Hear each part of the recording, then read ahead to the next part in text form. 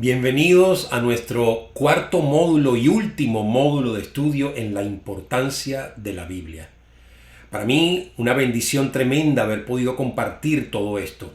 Pero en este cuarto módulo vamos a estar hablando acerca de lo que son claves y conclusiones.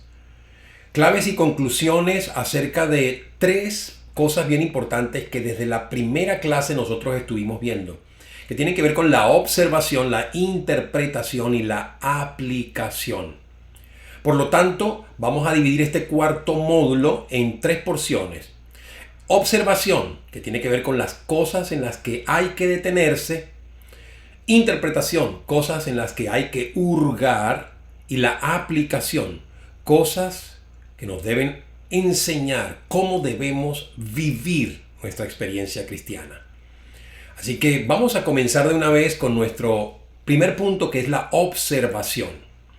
Entonces, ¿cuáles son esas cosas en las que hay que detenerse en la observación? Bueno, hay 6 aspectos fundamentales que quiero compartir. El primer aspecto en el que vamos a desarrollar esta primera sesión son las cosas enfatizadas en la Biblia. Hay cosas que la Biblia enfatiza y quiero hacer un pequeño análisis de estas cosas. Comencemos de una vez con este primer punto que tiene que ver con las cosas que están enfatizadas. Entonces, cuando vemos en la Biblia, hay cosas enfatizadas en cuanto a lo que es espacio, en cuanto a lo que es propósito y en cuanto a lo que es el orden. Es decir, se enfatiza en la Biblia el espacio que ocupa algo, ¿verdad? El propósito que algo tiene o el orden en el que se dicen las cosas. Vamos a comenzar entonces primeramente con lo que tiene que ver con el espacio. Por ejemplo, si nosotros hablamos del espacio y analizamos el libro del Génesis, a mí Génesis me encanta como libro y Génesis representa un libro impresionante por ser el primer libro de la Biblia. Pero además de que contiene 50 capítulos, quiero que veamos algo interesante en este libro. A pesar de que hay demasiados personajes, como lo mencionamos en alguna sesión anterior, hay 4 personajes que ocupan el mayor espacio en este libro. Y esos personajes son Abraham, Isaac, Jacob y José. ¿Por qué digo esto? Porque entre esos 4 personajes se ocupan 38 de los 50 capítulos del Génesis. Quiere decir que hay un énfasis. A pesar de que hay tantos personajes, el mayor énfasis se hace en estos 4 personajes. Ahí hay que detenerse, hay que observar bien. Cuando yo me detengo y observo, me doy cuenta de que estos 4 personajes, el énfasis que Dios quiere mostrarnos es el énfasis generacional. Porque Abraham tuvo a su hijo Isaac. Isaac tuvo a su hijo Jacob y Jacob tuvo a su hijo José. Es decir, 4 generaciones, lo cual nos habla del énfasis de la familia, de lo importante y enfático que es a partir de ahora del Génesis el tema de la familia nuevamente. Fíjense que a pesar de que comenzó el tema de la familia desde los comienzos con Adán y Eva, no ha dejado de ser enfático Dios en este tema a pesar de la caída y a pesar de que tuvo que comenzar una restauración del género humano. Entonces, el tema enfático de la familia lo podemos ver en estos 4 personajes. Pero hay algo más que podemos ver nosotros. Diferentes eventos. Y quiero mostrarte 4 eventos dentro de la cantidad de eventos y circunstancias impresionantes que hay en el libro del Génesis también. Pero hay 4 de ellos que para mí quiero compartirlos por el énfasis y voy a utilizar 4 C para que ojalá sean fáciles de recordar para ti. La creación, la caída, las consecuencias y la confusión. La creación, ¿por qué? Porque cuando Dios creó hay un énfasis tremendo que yo veo en la Biblia, ¿sí?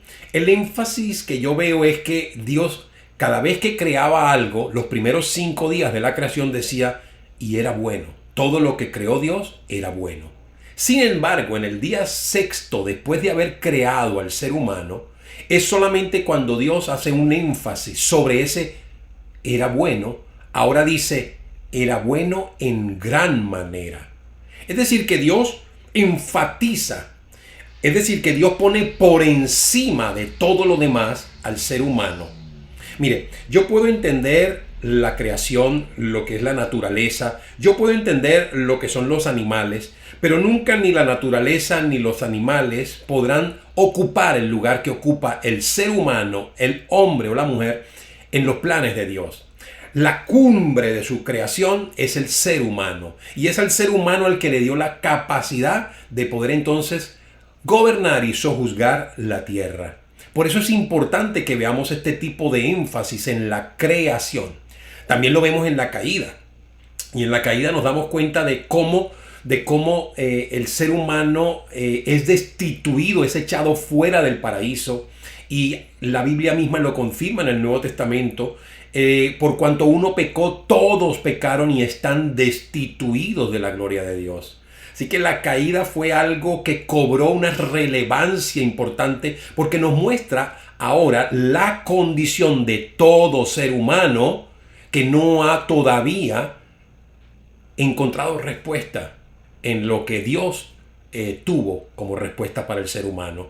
Dios envió a su Hijo Jesucristo para poder reparar el daño que Adán había cometido. Pero también vemos una tercera C que tiene que ver con las consecuencias. Nos damos cuenta de que en la Biblia se muestra que hay consecuencias de las acciones del pecado, el hombre. Y en este caso vemos el diluvio con un énfasis universal, es decir, todo el mundo bajo juicio. Y esto obviamente hace referencia a que todos nosotros somos merecedores del juicio de Dios. La verdad, todos nosotros los que creemos en el Señor Jesucristo sabemos de que la cruz no era para nuestro Señor Jesucristo, sino para cada uno de nosotros. Y Él sencillamente tomó nuestro lugar. Pero además de la C de consecuencias, vamos a encontrar la C de la confusión. Porque una vez que nosotros hemos dejado que Dios no sea el centro de nuestras decisiones y de nuestras motivaciones, a pesar de que podamos estar ya en una condición de recomenzar de nuevo, lo único que tendremos es confusión. Y es lo que vemos a través del evento de la Torre de Babel. Cómo el hombre entra en confusión, cómo el hombre es dispersado. ¿Sabes? Es una analogía bien tremenda de lo que es el hombre sin Dios, donde no sabe ni de dónde viene ni a dónde va uno. Eso es una confusión tremenda. Pero bueno, por otro lado quiero mostrarte, además del libro del Génesis, a través de estos 4 personajes y estos 4 eventos, de alguna manera la temática que encontramos en la Biblia a veces es enfatizada. Por ejemplo, si hablamos nosotros de escatología y entendamos que la escatología es una de las tantas ramas que tiene la teología, que tiene que ver con el estudio de los eventos futuros, ¿sí? Eventos del porvenir, últimos tiempos. Pero engloba todo lo que tiene que ver con eventos futuros. Ahora, esto lo hace un poco complejo y engorroso porque eventos futuros tienen que ver desde el mismo Génesis. Toda la Biblia está llena de eventos futuros, que aunque para nosotros hoy son historia, en el momento en que se dieron, fueron eventos futuros. Pongo un ejemplo. Cuando la mujer y la serpiente estaban en el Edén, ¿sí? Dios determinó para ellas una enemistad y eso vendría con una profecía al nacimiento de Cristo Jesús. Así que desde el comienzo ya vemos eventos que son escatológicos. Eso hace de la escatología un tema bien interesante, pero también muy grande en contenido. Y es este espacio tan tremendo el que yo quiero que encontremos en la teología, específicamente en lo que es la escatología. También podemos darnos cuenta de que en la Biblia se habla más o menos unos 500 versículos acerca de lo que es la fe. Y encontramos también una relación similar, más o menos unos 500 versículos que hablan de la oración. ¿Y por qué este énfasis? Porque claro, obviamente no se puede vivir la vida cristiana con éxito, no se puede llegar a ser eficaz en la vida cristiana si no se vive, número uno, por fe y no se vive bajo las disciplinas correctas, entre ellas la oración, que es fundamental para que nosotros podamos crecer sanamente. Entonces fíjense, ya la Biblia tiene ese énfasis en la cantidad de veces que nos habla de la importancia de la fe y de la oración. Algo que también me llama la atención son los más de 2.350 versículos que la Biblia habla acerca de finanzas. Y es interesante porque las finanzas ocupan un lugar importante en la Biblia. Ahora, no hablo de las finanzas como cosas simplemente en material, sino cuando esto material que tiene que ver con las finanzas está alineado con el plan y el propósito de Dios. Ojalá podamos entender algún día que Dios es el que nos da el poder para hacer las riquezas y riquezas que perduran. Sí, porque dice la Biblia que las riquezas tienen alas como de águilas. Un día están y otro día no están. Pero Dios nos da esa sabiduría para nosotros poder hacer las riquezas que sean duraderas. Y sobre todo que esas riquezas que sean eternas y no simplemente temporales. Por lo tanto, es importante que entendamos el buen consejo de la Biblia en cuanto a lo que son las finanzas o la administración de nuestras vidas. Bueno, vamos a ir en segundo punto con lo que es el propósito. Cuando hablamos nosotros de propósito, hablamos de que la Biblia enfatiza el para qué muchas veces, y en este caso quiero compartirles el para qué leer un libro como Proverbios, ¿sí? Salomón escribió este libro de Proverbios y vaya que Salomón dice la Biblia que fue el hombre más sabio sobre la tierra. Por eso dice desde el versículo 2 al versículo 6, quiero leer, dice lo siguiente: para entender sabiduría y doctrina, para conocer razones prudentes, para recibir el consejo de prudencia, justicia, juicio y equidad, para dar sagacidad a los simples y a los jóvenes inteligencia y cordura. Dice: oirá el sabio y aumentará el saber, y el entendido adquirirá consejo, para entender proverbio y declaración, palabras de sabios y sus dichos profundos. Date cuenta que el mismo libro de Proverbios, desde su comienzo, ya nos dice el propósito de este libro. Si ya nos está diciendo la Biblia cuál es su propósito, creo que dentro de nuestra lectura, devoción, meditación, deberíamos hacer un énfasis en lo que estos proverbios dicen. Por eso, mi esposa y yo hemos tomado como buen hábito el tener los proverbios como una lectura y meditación diaria, disponible todos los días, cada día de nuestras vidas, leer, oír, meditar en los proverbios. ¿Por qué? Porque fíjense, ahí dice claramente, para entender sabiduría y doctrina. Es interesante para conocer razones, dice recibir consejo de prudencia, justicia, juicio, equidad. Pero algo que me llama la atención, dar sagacidad a los simples. Si hay algo que adolece nuestra generación actualmente, es precisamente de sagacidad. Muchas personas permanecen en la simpleza. Simpleza no me refiero yo en términos positivos, sino peyorativo. Es decir, personas que no han aprendido a ser sagaces, y esa sagacidad que la da precisamente la palabra. ¿Sí? Como también dice después, los jóvenes van a adquirir inteligencia, cordura.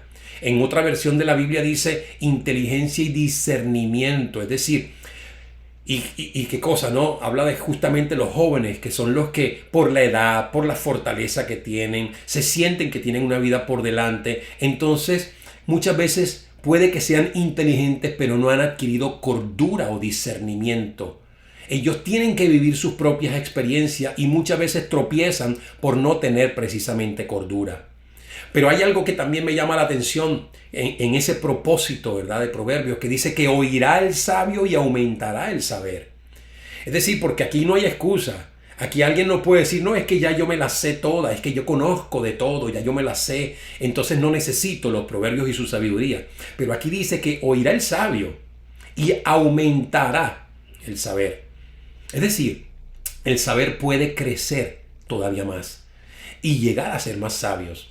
Y dice, y el entendido adquirirá consejo. Es decir, no importa que tanto tú ya estés entendiendo. Lo importante es que puedas seguir adquiriendo consejo en cada una de esas cosas que tú entiendes. Yo recuerdo que en algún momento compartí contigo lo que representa a veces evitar cosas, palabras, pero también a veces lo que es ser prudentes con las palabras. Evitar palabras son las palabras malas, pero ser prudente con las palabras es que aunque una palabra sea buena, puede que no sea prudente utilizarla al momento. Y eso es lo que te da el consejo de los proverbios, que a pesar de que tú entiendas algo, no necesariamente te debes desbocar por esa vía. Debe ser muy prudente adquirir consejo. Bueno, en todo caso, es importante lo que la Biblia nos dice en cuanto al propósito. Y te invito a que siempre revises que si hay un énfasis en un propósito, prestes mucha atención, te detengas y medites en ello. Finalmente, quiero hablarte de lo que es el orden. Cuando hablamos de orden, me llama la atención porque dice la Biblia, Dios es un Dios de orden. Y ya empezando por ahí, tengo que entender de que cuando la Biblia establece un orden, debo acatar ese orden. Te voy a poner 2 o 3 ejemplos de lo que te estoy diciendo. Por ejemplo, en Hechos capítulo 1, verso 8, dice la Biblia claramente, y recibiréis poder cuando haya venido sobre vosotros el Espíritu Santo, y me seréis testigos en Jerusalén, en toda Judea, en Samaria y hasta lo último de la tierra. Fíjense qué cosa tan interesante. Cuando nosotros hablamos de este pasaje específicamente, tenemos que entender de que este es un pasaje que se refiere a testificar de Cristo. Es decir, tiene que ver con la evangelización. Y la evangelización del mundo también. Porque dice hasta lo último de la tierra. Por lo tanto, quiero mostrarte algo interesante. Nosotros hemos estado hablando y enfatizando lo que representa el número 4 cuando hablamos de los 4 evangelios. Mateo, Marcos, Lucas y Juan. Y es que este número 4 tiene que ver con el evangelismo. ¿Por qué? Porque el 4 es el número de la tierra, el número del mundo, recuerden.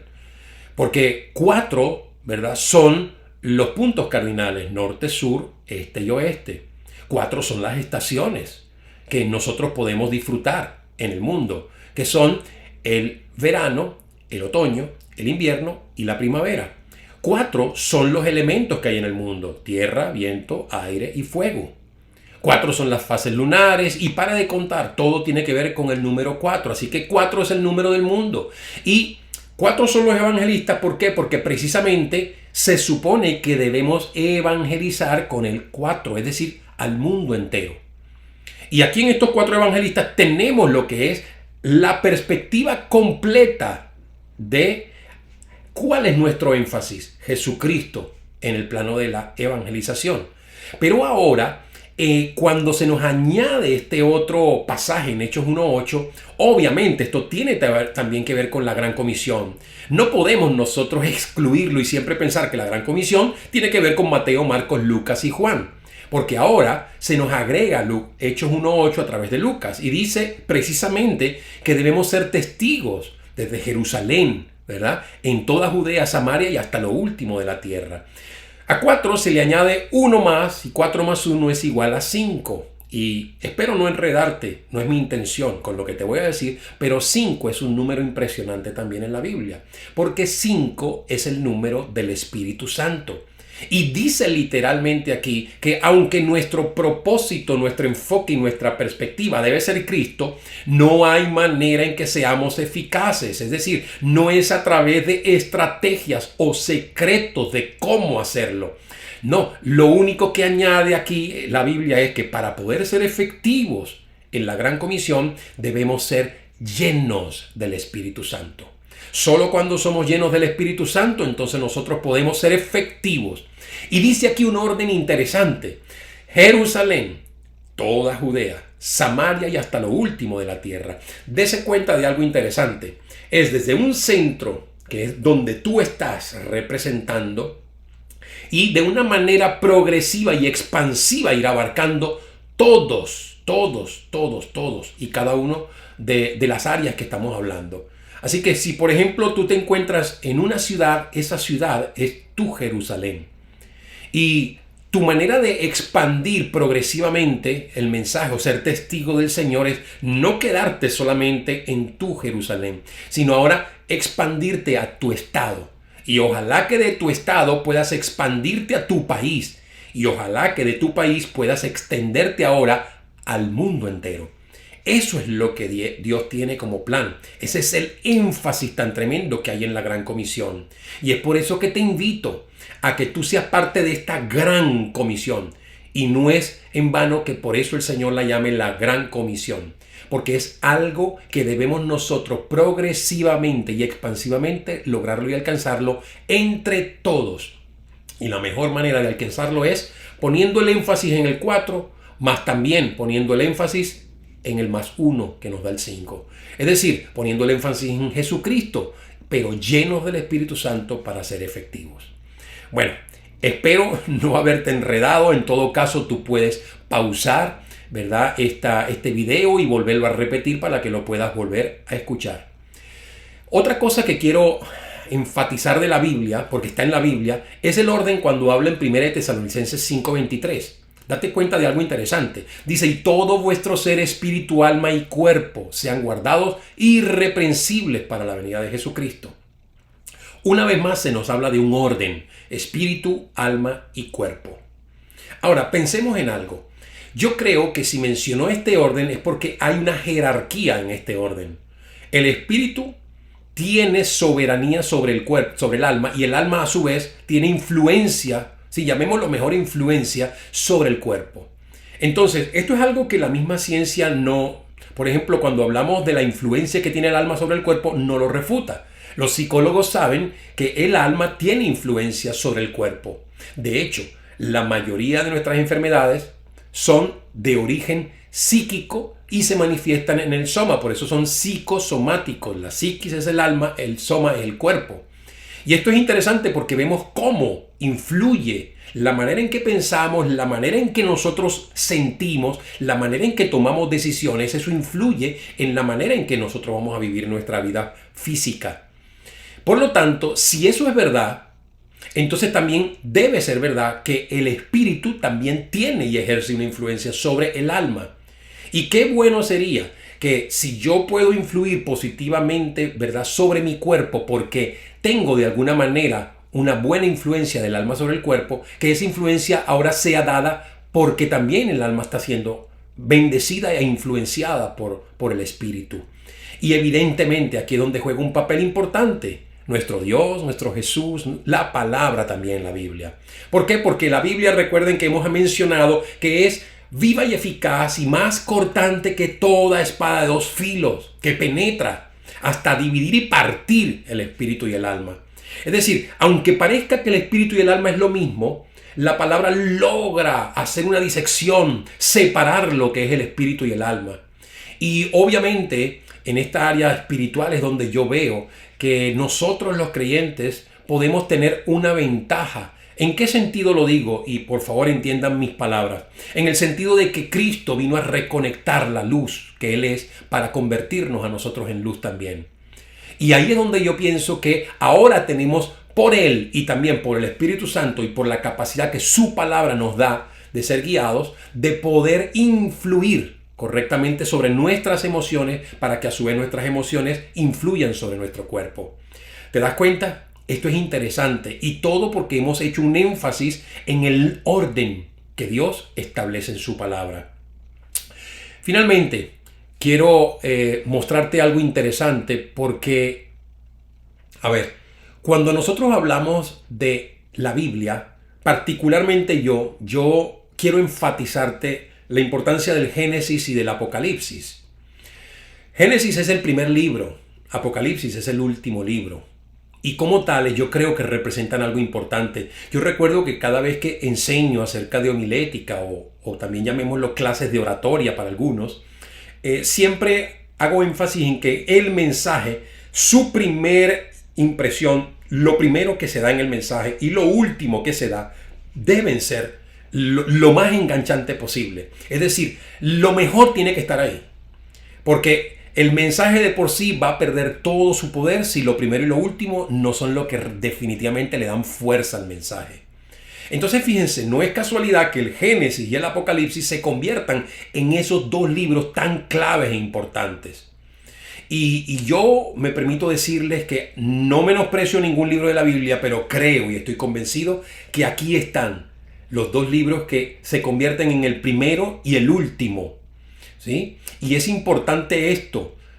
Recuerdo que una vez también conté acerca de lo que ocurrió aquí en los Estados Unidos y así como en cualquier otra parte del mundo por medio de la pandemia, muchos restaurantes tuvieron que cerrar sus puertas. Pero supe de la historia de alguien, un dueño de un restaurante, que sobrevivió a la pandemia porque tomó una decisión sabia. Y en su decisión fue que él quería que lo primero y lo último que la gente se llevara de su restaurante no fuese afectado por la pandemia, porque él pretendía bajar tal vez un poco el presupuesto, bueno, un poco más o menos considerable, el presupuesto de lo que representaba su menú. Y usted sabe que el bajar el presupuesto puede mermar un poco la calidad. Pero él dijo, yo voy a bajarle el presupuesto a todo menos a dos cosas. Lo primero que se pone a la boca a alguien y lo último que se pone a la boca. Por eso dijo, las entradas y lo que es el café, voy a darle lo mejor de mí. Y esa fue la clave del éxito para este hombre, ¿no? Dejar que lo primero y lo último fuese lo más importante. Una vez más, qué bueno que nosotros recordemos que lo que puede ser más importante en nuestra vida es el primero y el último. Y Jesucristo dijo, yo soy el primero y el último. Quiero hacerte ese énfasis para que entendamos que también, además de Jesucristo, ahí en esos dos libros tenemos la historia pasada, pero también lo que será la historia futura para nosotros. Y saber lo que va a acontecer al final, realmente porque ya Dios lo dejó por escrito, eso es algo tremendo, algo que a nosotros nos da una seguridad y una confianza de saber que habrá un final feliz en esta historia. Bueno, familia, hemos terminado por ahora con la sesión de hoy y yo quisiera invitarte nuevamente a que no te pierdas ninguna de las próximas sesiones, porque estaremos hablando de cómo nosotros debemos hacer caso de las cosas que en la Biblia ahora están repetidas, relacionadas, similares, diferentes y que representen de alguna manera vivencias para nuestra vida. Así que hasta nuestra segunda sesión. Que Dios te bendiga.